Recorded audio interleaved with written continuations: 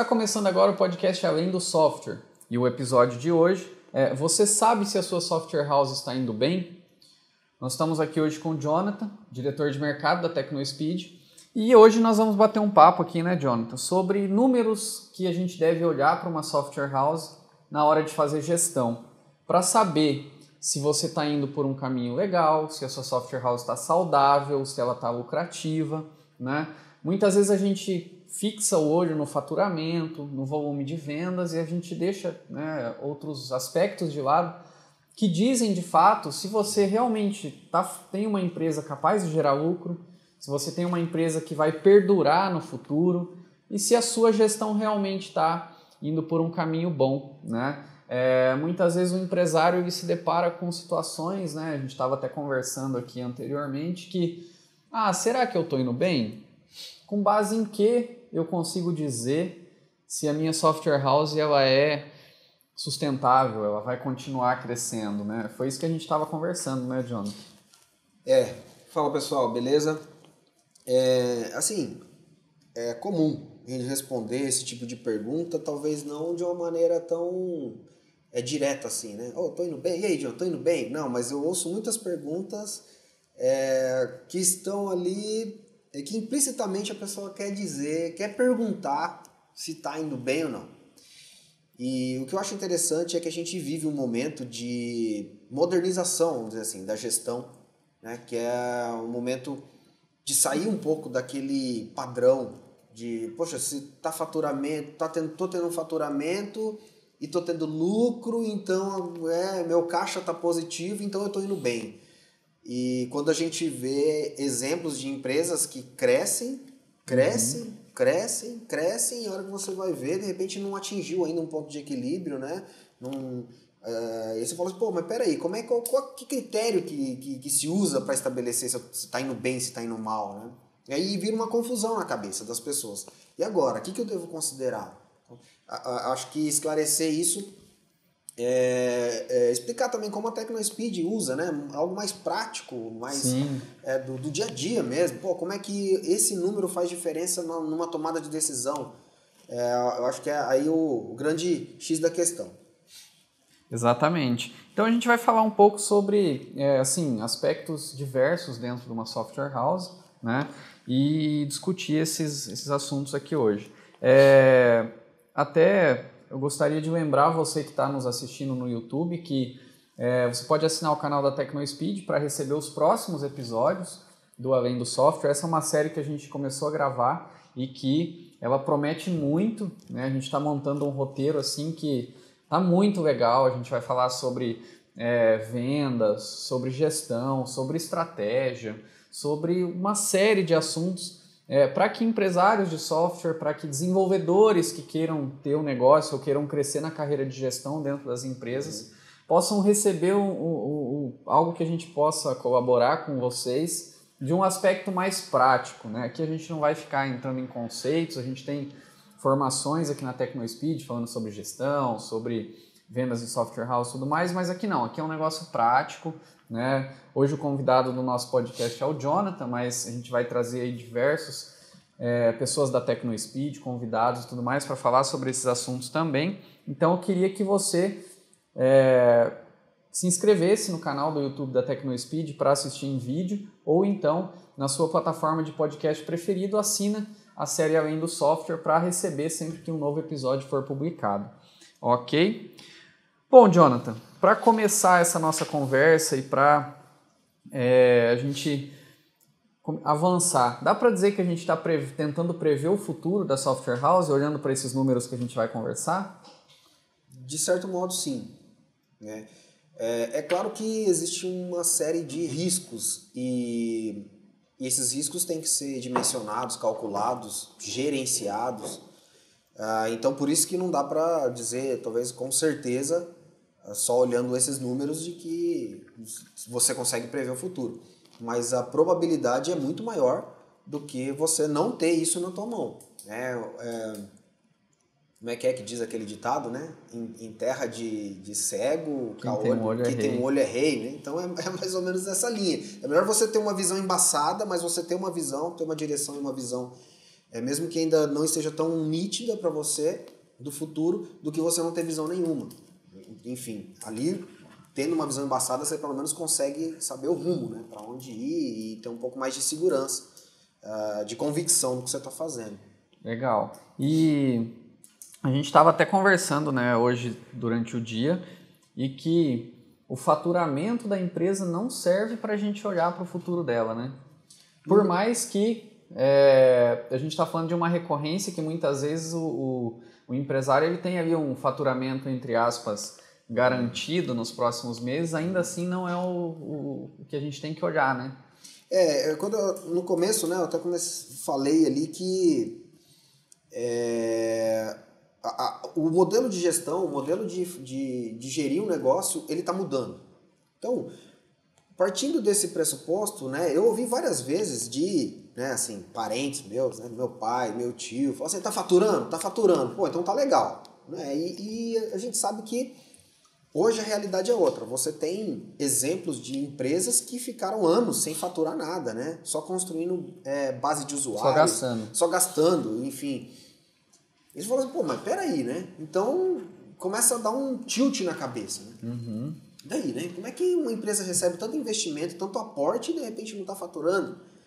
Mas vale milhões? Vale, né? Milhões, né? E exemplos que estão no nosso dia a dia.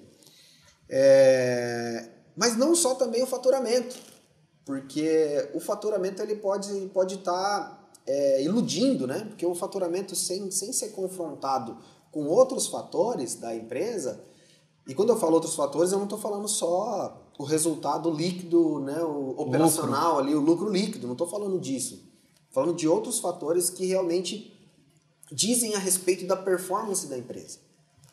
Isso sim dá uma visão de ritmo e de futuro da empresa. Você olhar o lucro do caixa atual da empresa, muitas vezes você não vai conseguir observar de fato se você está caminhando bem, né? Se o teu futuro vai ser um futuro promissor ou se o teu futuro ou se você só tem um presente, vamos dizer assim. Legal. Você está dizendo então assim, eu entendendo aqui o que você está me falando com uma certa bagagem de gestão, aí você está me falando que o DRE da empresa ele não serve para você medir o desempenho dela. O DRE, assim, da forma como a gente conhece da lá. forma tradicional. Receita, custo variável, custo fixo, EBITDA, despesas financeiras, tudo mais, lucro líquido. Isso apoia. Apoia. E é importante que se tenha, mas existem maneiras, eu vou dizer até mais práticas, mais sucintas, mais rápidas de você identificar isso. Esse modelo, né, esse novo modelo de gestão, ele está muito alinhado com a onda do SaaS, né? O SaaS trouxe uma nova necessidade de gestão que está sendo incorporado no dia a dia das startups, está sendo incorporado no dia a dia das empresas, principalmente de software, que tendem a ter mais ou menos o mesmo perfil. Assim, quando eu falo de gestão, estou falando a respeito do perfil mesmo, né? do empresário e da modernidade na gestão. Então, é mais para essa linha aí que nós aqui dentro da TecnoSpeed olhamos hoje, principalmente em investimento em novos negócios, em como continuar isso, ou não continuar, descontinuar, enfim. Saber se o negócio está saudável ou não, ou perspectivas de futuro. O que é que a gente olha aqui no caso? Tá. Pode dar exemplos pra gente? Eu sei que eu posso falar um monte de sigla aqui, tá? E eu não sei se isso vai ser prático para todo mundo, né? Mas tem um monte de sigla entrando nesse dialeto da software house de hoje em dia. CAC, COC, TMV, LTV, CLV, enfim, tem uma infinidade aí de siglas, né? Que eu não sei se é familiar aí para todos. Eu resumiria no seguinte, basicamente você tem que encontrar, ter números que te digam o quanto de receita você consegue gerar com um cliente. Por exemplo, eu vendo meu software por né, eu loco meu software, tenho uma mensalidade do meu software aí por, sei lá, R$1.000. E esse meu software, eu entendo, né, que a minha carteira fica em média comigo por 12 meses. Esse tempo que ele fica é desde quando ele contrata até a hora que ele cancela o software. Exatamente, desde quando ele contrata até quando ele cancela. Ou seja, esse é o máximo que eu vou ter de retorno com esse cliente. É o quanto que ele vai pagar para a minha empresa de fato. Né? Então, isso já é uma dimensão. E aí, né, grosso modo, a gente está falando do quanto do quanto dinheiro vai entrar no meu caixa. Não necessariamente nesse mês, mas eu prevejo faturar isso durante um contrato de 12 meses. Né? E, enfim, então eu já estou falando de algumas siglas que estão embutidas no meio desse bolo aí. Estou falando de ticket médio, estou falando do tempo médio de vida do cliente, né? Então já vão entrar algumas coisas. Mas é importante você conseguir identificar o quanto esse cliente vai pagar para você durante a vida dele dentro da empresa. Quando a gente fala de um novo negócio, é difícil muitas vezes você prever isso.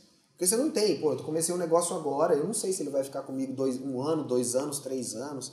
E é importante buscar talvez alguns indicadores de mercado para tentar trazer e compor isso. A gente teve esse problema com a operação nova que a gente lançou, né? Operações novas, exatamente. A gente tinha, a maioria dos clientes tinha 2 meses de vida, 3 meses, 4 meses. Então, a gente tinha que buscar benchmarking de mercado para poder prever quanto que aquele cliente ia ficar com a gente. Né? Mas quando você olha para o histórico da TecnoSpeed, você já tem toda uma estratégia de fidelização de cliente, de manutenção desses clientes, aí você chuta, mas chuta menos errado, chuta pelo menos com uma direção. Então, ponto.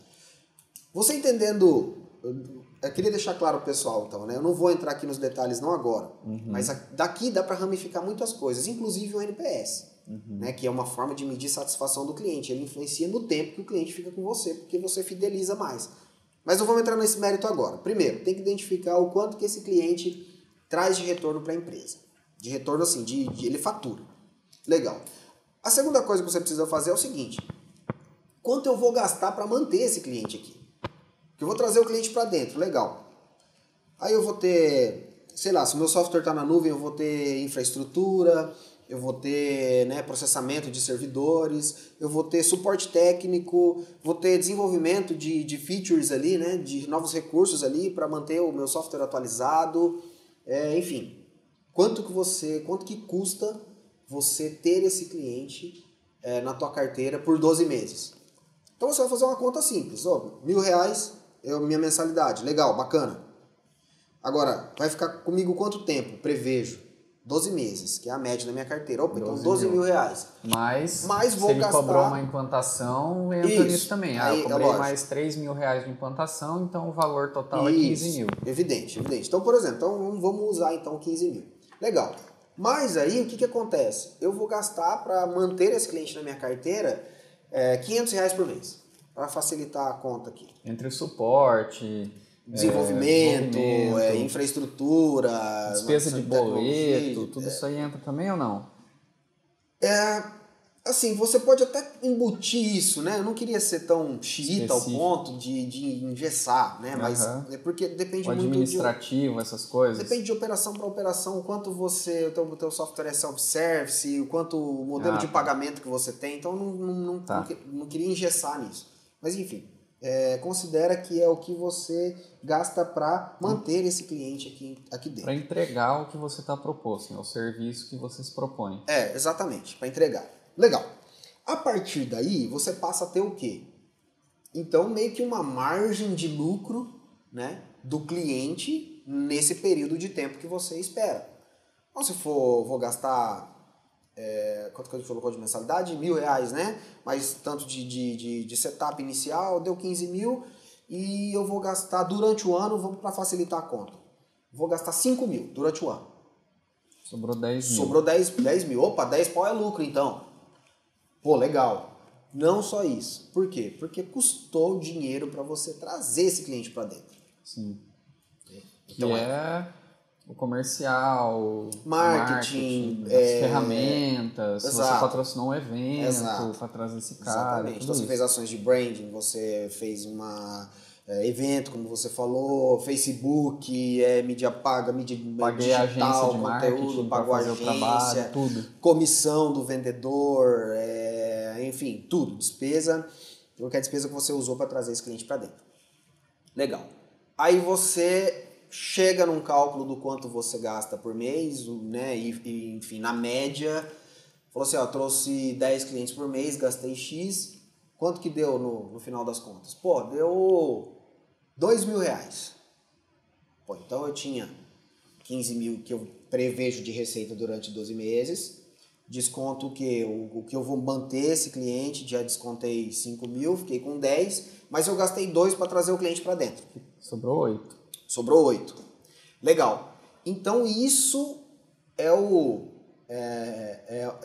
a relação, vamos dizer assim, né? Do quanto de fato esse cliente está me dando de lucro. E aí você já tem benchmark de mercado, né?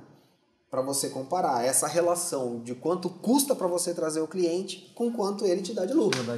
E essa relação, de fato, é o que vai ditar, vamos dizer assim, um ritmo. Você pode calibrar tanto as suas despesas operacionais ali de manutenção, né, do cliente dentro da base, quanto até mesmo você pode ter talvez um caixa para poder aumentar o potencial da tua máquina de vendas. Pô, meu CAC está baixo, minha relação no mercado ela está... Eu já falei sigla aqui, não queria falar, mas enfim, né? Mas o meu custo de aquisição aí de cliente, ele tá baixo perante o que eu posso fazer, vamos dizer assim. Então eu posso acelerar mais, posso investir mais em mídia paga, posso trazer um novo vendedor. A gente vai fazer uma conta aqui que eu tô pensando na minha cabeça, sobrou 8 mil, eu gasto 2 para trazer um cliente, com esses 8 mil eu consigo trazer mais 4. Teoricamente, sim. Não é tão...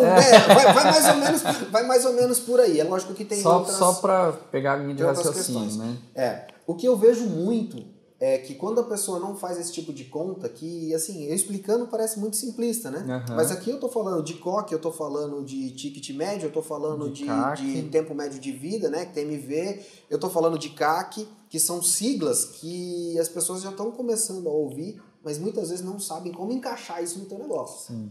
Né? E é interessante que assim, a gente não está falando de um custo que vai acontecer num mês só, que vai vir consolidado no seu fluxo de caixa do mês. No fluxo de caixa, exatamente. É uma métrica que você vai olhar para ela no nível anual, de repente, né? Que você vai provisionar essa receita. Então não é porque você fechou um cliente agora, que sobrou 8 mil, que você já vai investir esses 8 nesse mês e tal. Depois a gente pode falar sobre fontes de financiamento, né, para antecipar esse caixa que você vai ter no futuro.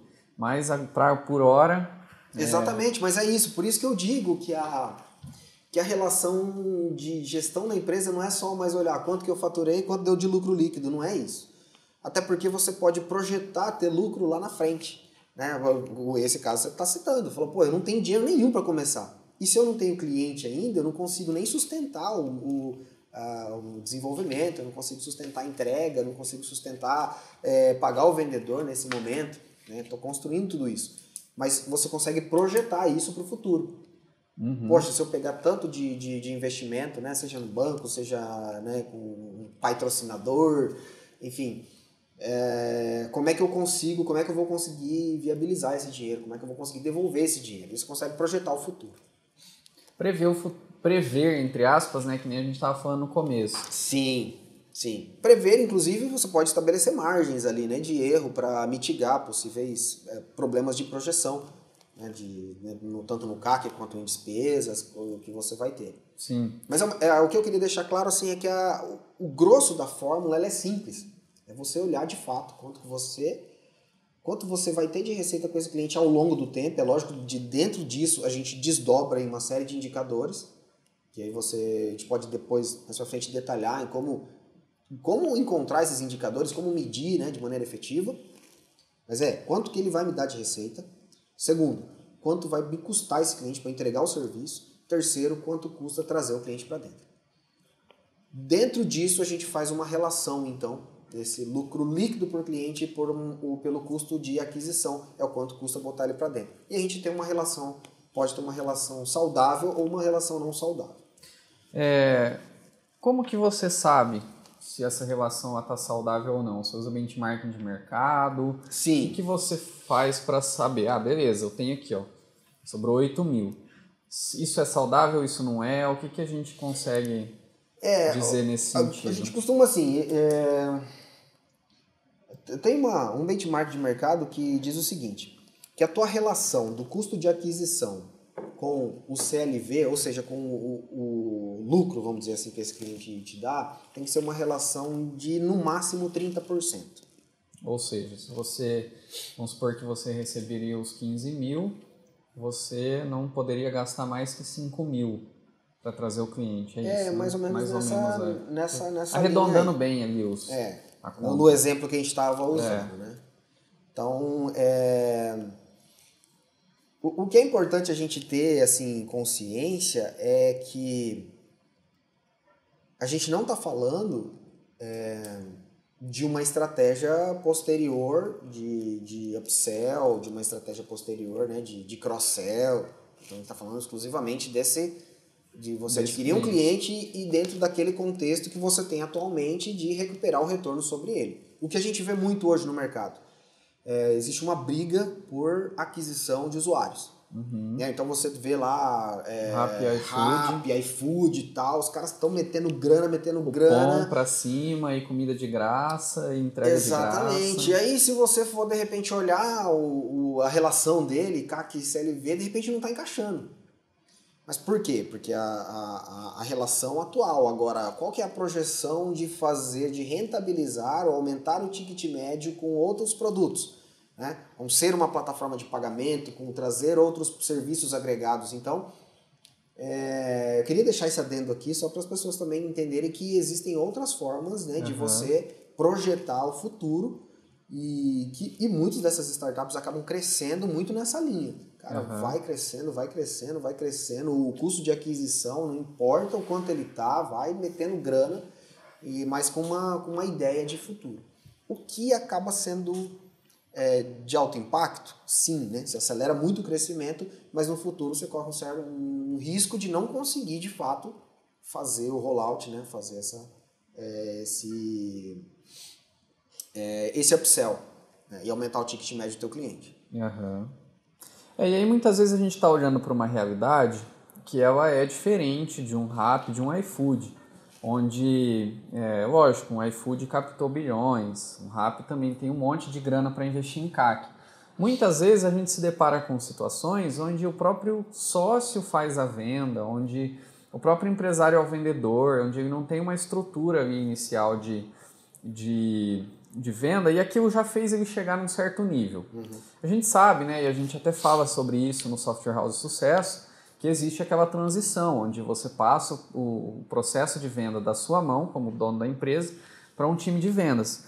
E muitas vezes esse é o momento onde o empresário ele precisa decidir se ele pisa no acelerador e realmente ele coloca a grana na empresa, né? E às vezes ele até vai precisar de uma fonte de investimento externo para colocar essa grana, porque a conta ali é apertada, ou às vezes ele não vai ter todo esse capital para investir.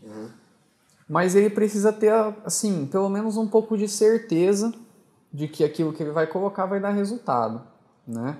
Como que ele sabe se ele está com o freio de mão puxado? Se ele tem mais potencial. Se ele realmente vai pisar no acelerador e o motor vai responder? Aí eu vejo assim, Renan, tem dois aspectos que eu uso aqui na Tecno, muito fortes. E que todo empreendedor precisa ter isso muito bem claro na mente. Primeiro saber exatamente qual é essa relação de CAC e CLV, né? O custo de aquisição, pelo quanto que esse cliente vai trazer de retorno, quanto que esse cliente vale dentro da empresa dele.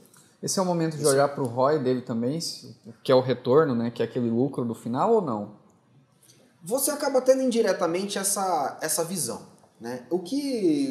Mas assim, só para não perder a linha de raciocínio, primeiro essa relação CAC-CLV. Para você não ter o risco de acelerar um negócio, e é o que a gente fala muito aqui dentro, né? Você está acelerando um negócio contra a parede. Você está acelerando, está vindo faturamento, você acha que está indo bem e de repente você bate na parede. Por quê? Você quebra. Porque a relação não estava saudável. Você estava gastando para acelerar e de repente esse retorno de investimento não vai vir. O segundo ponto é você ter um forecast de vendas, conseguir detalhar um forecast de vendas em que te dê uma margem de segurança. Porque, por exemplo, se eu falar para você assim, olha só, a minha relação CAC-CLV está muito boa. Eu tenho mais dinheiro aqui para torrar aqui em CAC, então eu vou acelerar. Legal, mas aonde você vai acelerar, amigão? Porque você acelerar também, você não ter indício nenhum de onde você vai acelerar, beleza. Você vendeu assim até hoje, agora quer dizer que se você vende com um vendedor externo. Ah, então beleza, se você colocar 3 vendedores externos, então, porque o teu custo aguenta, quer dizer que você vai vender o triplo? Se você entender que isso é verdade, legal, vai. Agora, senão você só vai torrar dinheiro. Então, são esses dois aspectos. Eu gostaria de, falando sobre essa relação, né, de CAC e CLV, também gostaria de chamar atenção pelo tempo ou pelo momento de vida da operação, né, ou do negócio. Porque muitas vezes, o que eu percebo na prática, né, muitos empreendedores, eles... a empresa já tem uma certa idade, né, tá ali, né, tá faturando, tá tendo lucro e tal. E muitas vezes ele faz o quê? Tira o dinheiro de lucratividade da empresa e investe num outro negócio, ou enfim, usa para benefício próprio, né? Investe em imóvel, compra casa, enfim, faz outros tipos de investimento. E eu vou dizer, isso não está errado. Não está errado. Mas assim, o mindset, né, do empreendedor tem que tá voltado para isso. Meu, se você vai acelerar o teu negócio, tem que ter em mente que ele vai necessitar de investimento. E esse investimento vai ter que vir de algum lugar. Se ele vai vir da própria lucratividade da empresa, legal. Se ele vai vir de um financiamento de um terceiro, um banco, né, de alguma outra fonte de recurso, legal também. Você tem que ter isso claro. E aqui a relação CAC-CLV vai dar esse norte para você, de quando você vai recuperar isso, se é possível recuperar isso, você só está botando dinheiro. Né? Agora, essa questão do forecast, ela é muito interessante porque ela leva a pensar, forecast, eu estou falando sigla de novo e não falei, né, o que é. Né? Forecast, enfim, é basicamente você fazer uma projeção de venda, projetar suas vendas, isso pode ser diária, mensal, semanal, anual, enfim. Mas é você exercitar a metodologia de fazer essa projeção de venda. E aí tem várias maneiras de você ir fazendo, né? Detalhando por canais, qual que é a tua estratégia de expansão das vendas, né? Vou fazer inbound, vou fazer mídia paga, vou fazer... ativo, vou fazer offline, vou fazer evento, enfim, vou fazer o que quer que seja. Mas é você projetar isso e o quanto isso vai aumentar de fato nas suas vendas, quanto você vai investir e o quanto isso vai retornar de fato em aquisição de cliente. Então esses dois pontos para mim eles são cruciais para você poder identificar se você está com o freio de mão puxado. Primeiro, vou ter recurso? Relação CAC-CLV. Se eu acelerar, eu não vou bater contra a parede? Não. Legal, então tá saudável. Mas eu tenho dinheiro em caixa para fazer isso? Pô, não tenho. Então vou fazer o seguinte, eu vou buscar fora, uma decisão que eu tenho que tomar. Vou buscar fora. Mas a minha relação CAC-CLV tá me dizendo que se eu vou conseguir devolver esse dinheiro? Opa, vou. Tudo legal. Beleza, eu vou captar quanto então? Vou captar 1 milhão. O que você vai fazer com esse 1 milhão, amigão? O que você vai fazer com esse 1 milhão? E aí é ter clareza, o plano ali, o forecast vai dar esse plano, velho. Eu estou pensando em investir aqui, e tenho expectativa de retornar aqui, vai me trazer tantos clientes novos, projetei aqui na minha planilha e no futuro vai me dar tanto de retorno. Em tanto tempo eu consigo pagar o financiamento que eu fiz, consigo repor esse dinheiro no caixa, enfim. Essa conta aí que é imprescindível. E por isso que eu falo que muda, voltando lá no começo, né? Muda a maneira como os negócios eram geridos, né? De certa forma, porque ele só pegava lá o DRE lá, muitas vezes até da contabilidade, né? Pega o DRE lá, fala, receita operacional, despesa operacional, não sei o que, tal. Quando deu lucro líquido, deu tanto, pô, legal, tá indo bem. E às vezes não é essa nessa conta que tem que ser essa análise, ela não dá essa clareza, né, de você enxergar o crescimento da empresa. Até porque, dentro desse forecast, você vai considerar os clientes que estão saindo, né? Sim. Porque se você tem um ciclo de vida de 12 meses, um tempo de vida de 12 meses, vai chegar um momento que esse cara vai sair. E então, só para você sustentar a empresa posteriormente, você precisa repor esse cara. Exatamente. Então, no forecast, você vai considerar... Consegue ver isso. E aí vai começando a entrar as siglas, né? Que eu não tô falando aqui, mas a gente tá falando de churn, tá falando de reduzir churn, você tá falando de NPS, você tá falando... Tem um monte de coisa aí que a gente pode desdobrar, que eu acho que esse que é o grande lance, né? A gente fala muito disso no Software House Sucesso, não dá pra gente falar num episódio de 40 minutos aqui, né? Isso. Tantos minutos no podcast. Mas é importante a pessoa entender onde tudo isso é laçado, né? Onde tudo isso faz sentido.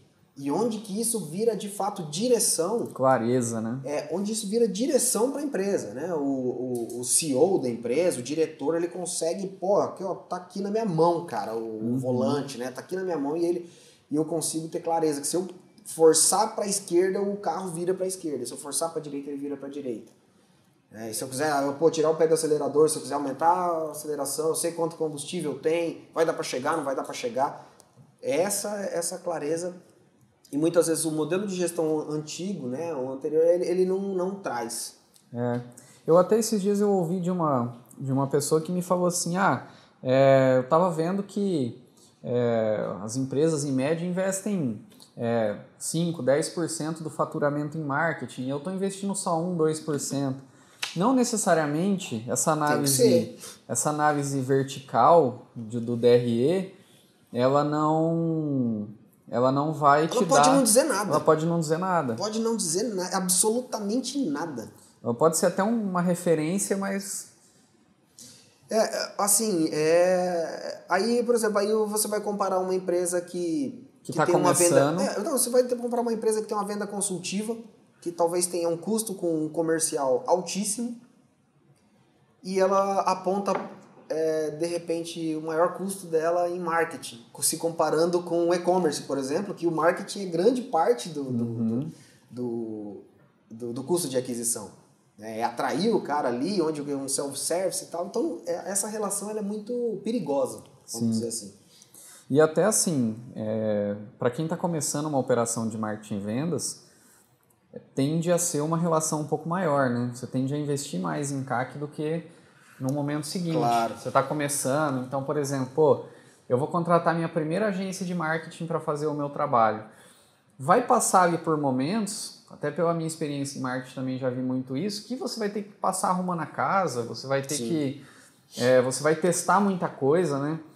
Algumas operações aqui nossas, elas se beneficiaram do histórico que a empresa já tem, de um CRM bem implantado, de um marketing de conteúdo já feito, de uma solidez ali, de uma rede que já foi construída, né? De autoridade na rede. De autoridade. Exato. Então, quem está começando tende a ter... Às vezes ele vai ter que investir 10, 15, 20% do faturamento nessa parte para montar uma estrutura e depois a tendência é isso ir caindo, né? Estabilizando. O que é legal? Essa tua pergunta é legal porque ela dá o gancho para a gente falar sobre essa relação do CAC e CLV e que você pode desdobrar isso por canal. Então você pode falar assim, peraí, eu vou gastar mais então com o custo de aquisição de cliente. Então qual que poderia ser uma estratégia inteligente, né? Prática inteligente tua? Peraí. Inicialmente vou investir o dinheiro onde eu tenho mais eficiência na conversão ou na atração de novos clientes.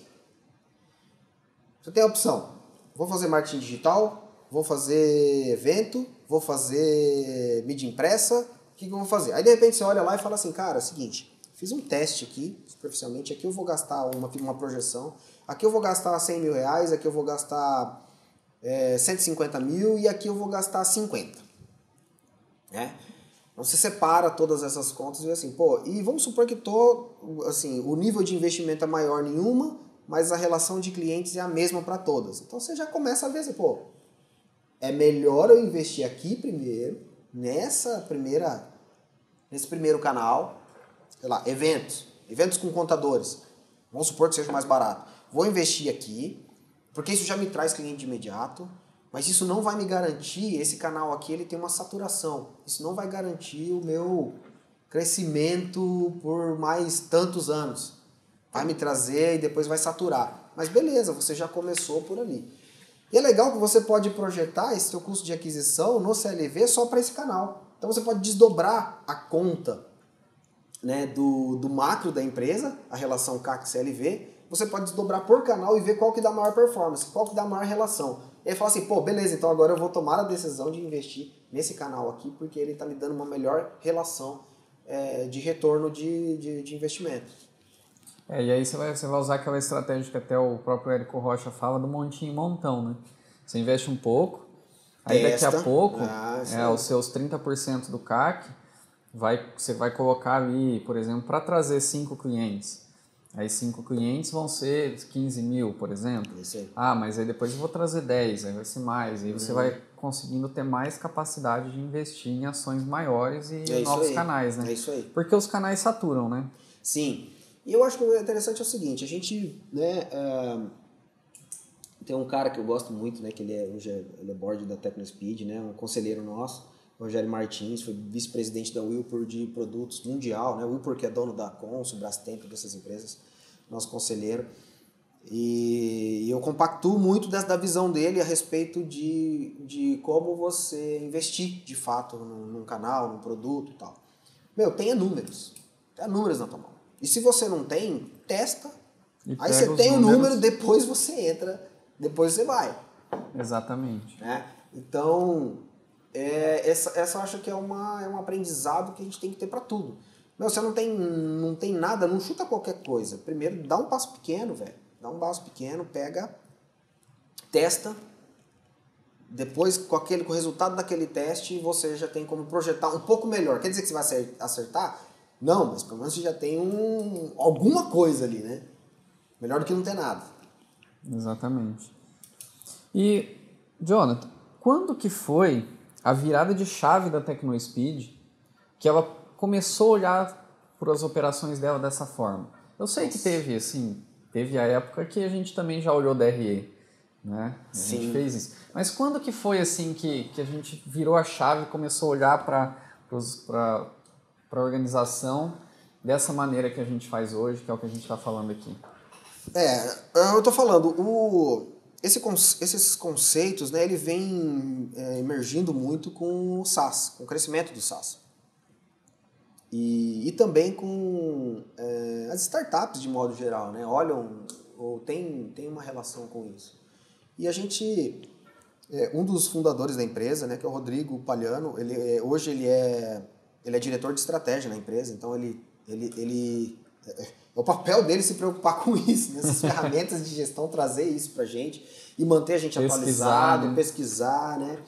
Então, assim, eu não sei precisar o ano, mas a gente já faz essas análises há um bom tempo, porque a TecnoSpeed também tem outras startups, né? Então, e ela participa muito desse ecossistema de startup. Então, a gente começou a trazer isso, vou chutar um número aí de 5 anos para cá, talvez até mais, os conceitos e na prática trazendo isso já há mais de 5 anos.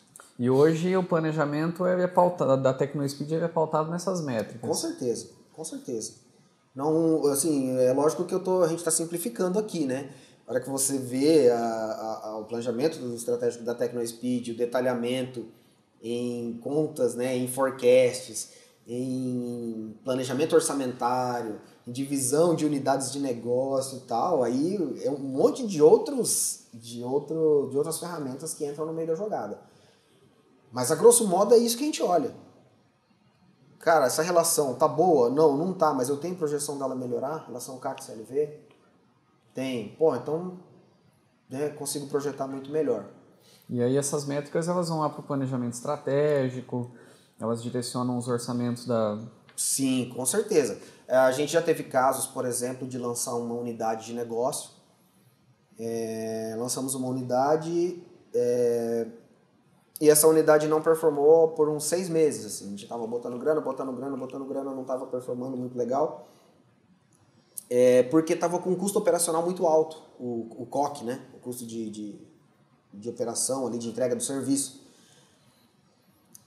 Mas a gente olhando para isso, teve um momento que a gente parou e falou assim, opa, vamos acertar o COC e vamos também buscar alternativas para que a gente tenha um canal de aquisição mais barato, porque nesse ritmo a gente está acelerando contra a parede e não estamos conseguindo ter uma relação boa. Esse negócio não vai crescer. Esse negócio vai quebrar daqui a pouco.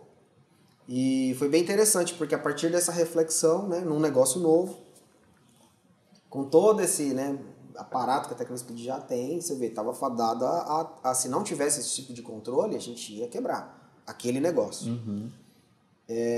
A partir daí a gente reestruturou toda a operação, inclusive com um novo gestor, uma nova política de vendas, com nova estratégia de marketing, com refatoração, inclusive no produto, para deixar ele mais escalável. Cara, em 6 meses a gente reverteu completamente a situação.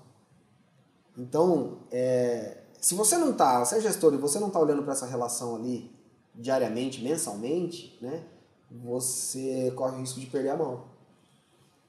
Então, é essencial. Hoje, na TecnoSpeed, a gente usa isso de uma maneira geral para o grupo, né, como um todo, mas também em cada unidade de negócio a gente faz desdobramento. E já fazemos até desdobramento por canal de aquisição e marketing. Ações, os nossos analistas de marketing hoje, eles já têm um mindset voltado para isso. Porra, vou fazer um evento tal. O que me diz se eu devo ou não devo fazer? Vai lá na calculadorinha lá, pá, preenche, fala, cara, puta, vai ser um esforço desgramado, né? Perdão a palavra, vai ser um baita de esforço fazer isso aqui. E se eu estiver investindo, sei lá, em mídia paga, vai me dar mais retorno. E aí começa a ter essa relação. Mas aqui vai ter outros intangíveis, né? Outros resultados intangíveis e tal. Mas enfim, já tem pelo menos uma base para poder chegar no gestor dele e falar assim, cara, vamos investir nessas ações de marketing. E não só falar assim, vamos investir nessas ações de marketing. Mas por quê? Porque eu acho que é lindo, cara, você fazer uma publicidade e tal, não sei o que. Olha que legal que vai ficar. Não é legal, olha o resultado que isso vai trazer para a empresa. Isso também traz um senso, você saindo da estratégia e indo até o nível operacional. Isso também traz um senso de pertencimento na empresa, porque todo mundo consegue saber onde ele está, onde está a relação dele, onde ele causa impacto de fato na empresa. Pô, eu estou no COC, eu fiz uma implementação que vai reduzir o nosso custo de infra em X%. A gente gastava tantos $1.000 por mês, vai passar a gastar 10% a menos. Como é que isso afeta lá na valorização da empresa? Pô, isso é sensacional, né? O que você está dizendo, então, é que essas métricas elas estão na cabeça dos gestores, dos gerentes também, nível de gerente, de coordenador. Sim. E tudo mais dentro da empresa. Sim. Hoje a gente ainda tem um trabalho de descer isso para o operacional. Falando, em nível de marketing a gente já conseguiu descer. Mas até em nível de desenvolvimento de produto a gente faz trabalhos aqui para ter essa consciência. Ter esse aculturamento mesmo na gestão. A empresa é orientada para isso, né? Eu lembro até de algumas conversas que a gente vem tendo durante a empresa, onde a gente olha realmente, né? Pô, esse produto aqui ele está com o COC muito alto, então significa que a gente está gastando muito para manter aquele produto, ele está dando uma custo de manutenção muito alto. E aí eu me lembro até de, por exemplo, assim, de olhar às vezes para concorrentes que têm um preço muito barato ou que trabalham com políticas de preço mais agressivo, e você olhar e falar assim, pô, se o cara tem um produto igual ao meu, como que ele faz para manter esse preço tão baixo? É óbvio que ele não vai manter o mesmo padrão de qualidade, de atualização e etc, né? Salvo assim, se você está passando por um momento de instabilidade, de queda de qualidade do produto e tudo mais, se você está com um produto estável e tudo mais, e você tem um custo para manter, e o seu concorrente tem um produto igual ao seu, e tem um custo muito mais baixo para manter, né, das duas uma, ou não está sobrando nada para ele está super agressivo e provavelmente ele não vai aguentar muito tempo. É isso aí. Né? Ou ele não está entregando o mesmo que você, e aí você tem que ir lá descobrir o que você faz melhor que ele para usar nas ações. Tem uma série de hipóteses aí, né? Ele pode estar sendo investido, por exemplo, e tá apostando num custo de aquisição ou enfim, num crescimento rápido e depois rentabilizar aquilo de outra forma. Tem uma série de suposições aí. Mas há um forte indício de que pode ter uma perda de qualidade. Exatamente. E é interessante, né, que depois que a gente vai aprendendo esses números, Você começa a olhar para todos os negócios pensando isso, né? Você Com olha certeza. e fala assim, pô, esse cara cobra... A gente tava fazendo esse exercício esses dias aqui, né? A gente olhou e falou assim, pô, esse cara cobra tanto. Ele deve ter um CAC de tanto, deve ter um COC de tanto Sim. para manter esse produto. Exatamente. Né? Com pouquinhas informações ali, você já consegue ter uma ideia de como que aquele cara trabalha, os canais de Exatamente. aquisição. Porque também, assim, se você tem um CAC X... Para ser minimamente saudável, vamos dizer assim. Exatamente. Porque é interessante também você chegar a níveis de reflexão, como, por exemplo, se você tem um CAC X, não é todo canal de aquisição que se encaixa daquele modelo. Então, pô, eu vendo um software a R$ 49,90 por mês. Não dá para fazer um inside sales, por exemplo. Porque você vai ter custo de vendedor, de comissão e etc. Tem que ser um self-service. Uhum. Agora, se você tem se você tem um software que você vende uma mensalidade de R$ 1.500, já é um cenário completamente diferente. Seu CAC encaixa em outros modelos comerciais. Eu concordo com você em partes. Concordo com você no nível de que, assim, os canais têm relações diferentes, custos diferentes e talvez alguns não encaixem.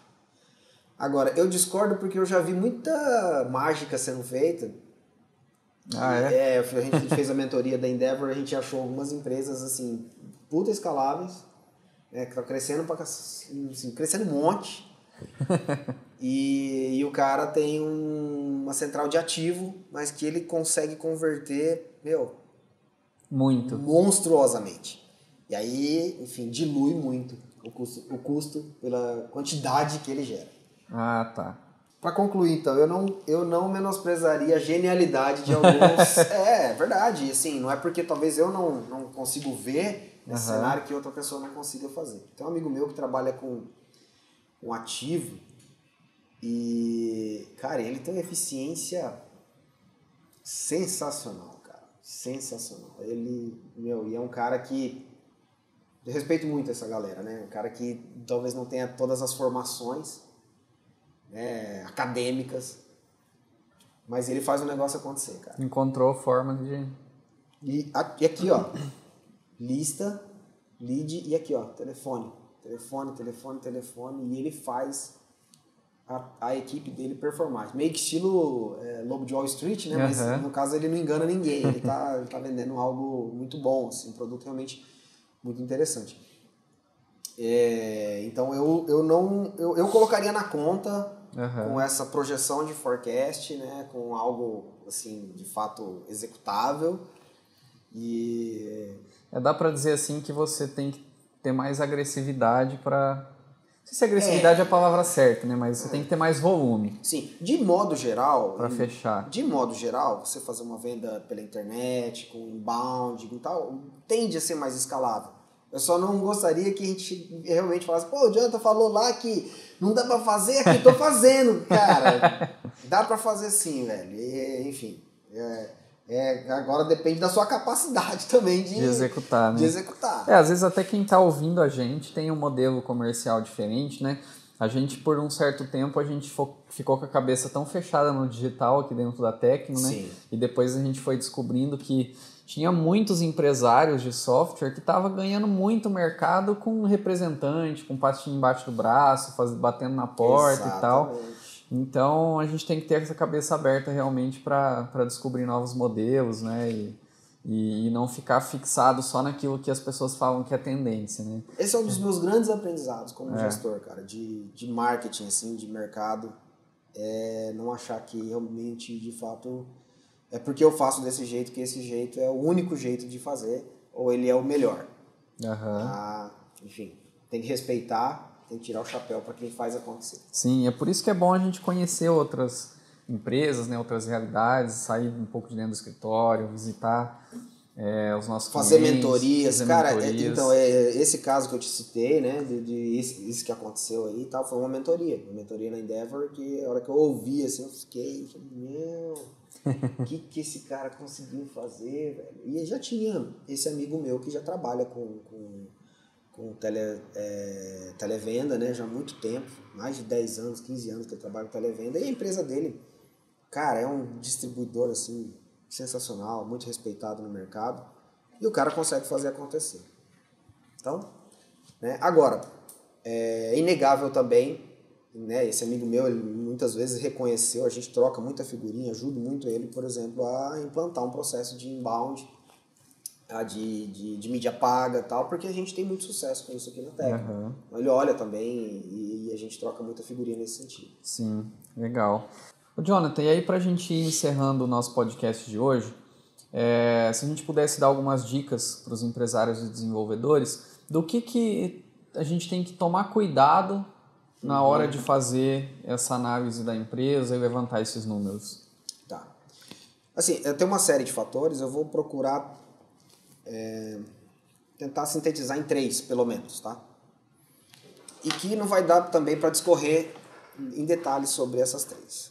Mas aí já fica a dica de fazer um novo episódio, de repente da gente conversar talvez em mais detalhes sobre alguns pontos que eu vou falar aqui. Primeiro é você ter a informação correta. Por exemplo, eu já cheguei a conversar com pessoas, né? E aí eu vou nesse mindset que a gente estava conversando, falo assim, pô, beleza, mas qual é o teu custo de aquisição? Quanto que é o teu CAC? Aí o cara respondeu para mim, 10 centavos.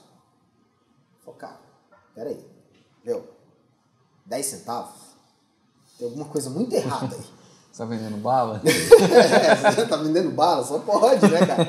E mesmo assim, pô, cara, né, sensacional. Por quê? Porque muitas vezes ele não entende o que de fato é o CAC, o que está embutido no CAC. Né? E considerou, o CAC é uma lista, é um contato de uma lista que eu comprei. Isso aí não é CAC, cara. Isso aí é uma parte muito pequena do teu CAC. Então, primeiro é ter a informação correta. Isso acontece tanto para CAC quanto para COC. Já deixo a dica aí, que seria legal depois a gente ter exemplos, né, de como detalhar esse CAC, e conversar mais sobre isso, porque sobre isso CAC. CAC, COC, enfim, porque isso influencia demais nessa conta. Segundo, bom, enfim, isso é uma armadilha muito grande, porque no final das contas o cara tá se iludindo, né? Porque vai sobrar alguma despesa que ele vai pagar, vai sobrar em algum canto. Segunda, não olhar exclusivamente para o fluxo de caixa, que é o que a gente estava falando anteriormente. E é onde pode gerar uma ilusão. A minha empresa teve lucro. Cara, esse lucro pode ser só esse mês. De repente fez uma venda grande com um pagamento à vista e tal.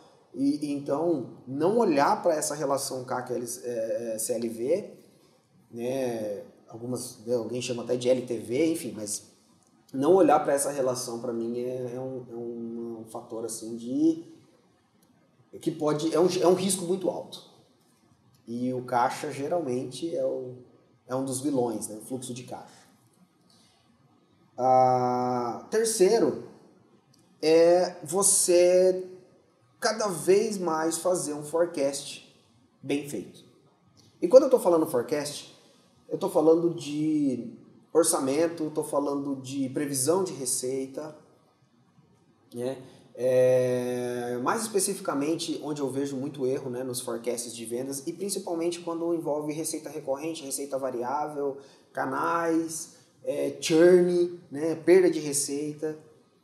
Enfim, ter essa clareza no forecast, que não dá pra gente explicar aqui um forecast em 2 minutos, né? Mas ter essa clareza do forecast, dessa direção, é essencial.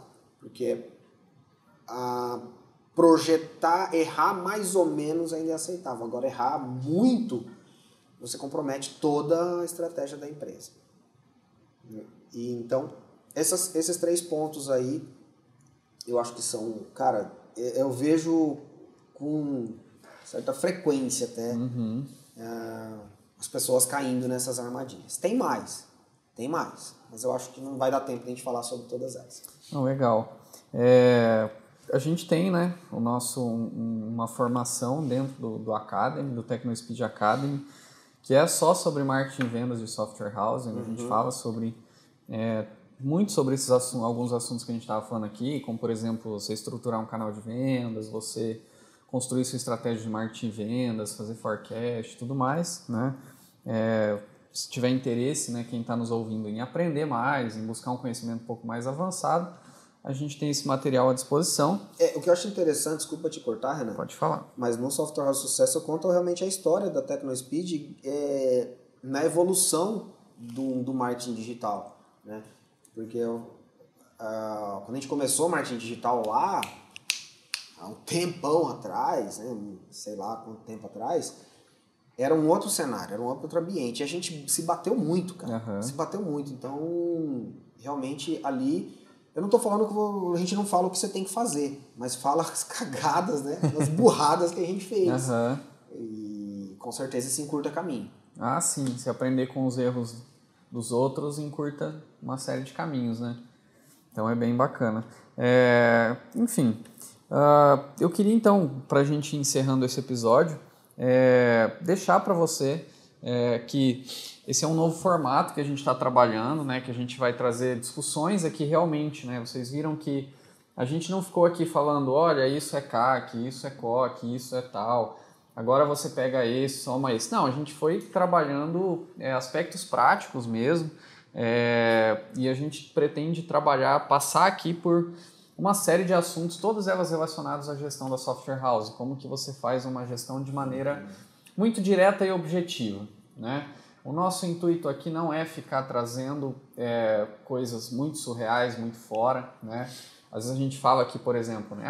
Mas o iFood está lá, ó, gastando uma grana danada, colocando cliente para dentro, esperando que um resultado vai ter no futuro. Mas a gente sabe que a grande maioria dos empresários que não é essa a realidade. Não é essa a realidade, né? Então a gente vai trabalhar em cima do quê? Eu vou ter que tirar muitas vezes do meu lucro para investir. Eu não vou crescer, de repente, 300% ao ano em número de usuários. Às vezes eu vou crescer menos, mas eu vou tornar essa carteira mais lucrativa mais rápido, né? Eu vou fazer pequenas melhorias, demorar um pouco mais, levar um pouco mais de tempo, enfim. A gente vai falar aqui muito dessa parte mais prática voltada para a realidade da maioria dos desenvolvedores. Acho que esse é um grande diferencial do que a gente vai conversar aqui, né? Eu acho que é bem responder essa pergunta, né? De saber se está indo bem, como saber se está indo bem, em termos práticos.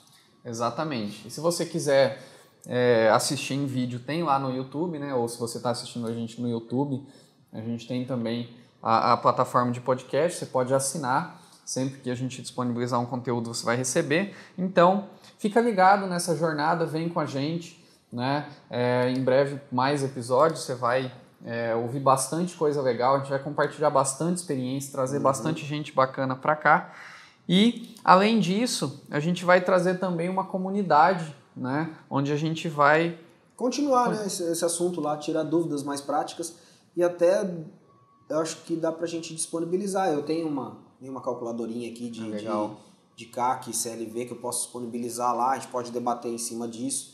Você pode fazer algumas simulações, se quiser me mandar lá inbox também, posso dar uma analisada para você, né? Mas é realmente pra gente poder bater um papo e tirar dúvidas. Exatamente, a gente está construindo essa comunidade para que a hora que você tiver uma dúvida, ou você quiser perguntar alguma coisa, por exemplo, diretamente para o Jonathan ou para mim, você pode entrar lá e a gente vai disponibilizar esse espaço que é para a gente realmente criar uma comunidade de pessoas que estão interessadas em fazer suas software houses crescerem, né? E o Software House Sucesso, né, volto a falar, ele ataca muito essa questão de como construir isso, esses ferramentais, né, na prática, né, como ter uma gestão de RH legal, como ter tal coisa. Então ele detalha mais. É um pouco diferente do que a gente está fazendo Isso, aqui. Exatamente. Principalmente para quem gosta de estudar sobre o assunto, né? É um baita de um material. E eu tenho também entrevistas, né, com alguns empresários de software bem legal, contando histórias deles, né, que são empreendedores de sucesso. E aí é bem legal porque a gente vê que são seres humanos como a gente, passaram perrengue e tal. E isso vai estar também dentro desse roteiro aí, né? Exatamente. A gente pretende também trazer histórias para cá, né? De fora, né? Inspiradoras e que mostram pra gente, às vezes, realmente isso que o Jonathan colocou durante a nossa conversa, né? Às vezes eu tô com a minha cabeça tão fechada e aí, de repente, eu olho a história de um cara e eu falo, como é que esse cara fez isso? Acho que dá para fazer isso no meu negócio também. A gente aprende bastante com isso aqui na TecnoSpeed. Então, fica ligado, assina nosso podcast, se inscreve no nosso canal e vem com a gente nessa jornada que vai além do software. É isso aí. Valeu, pessoal. Até mais, gente.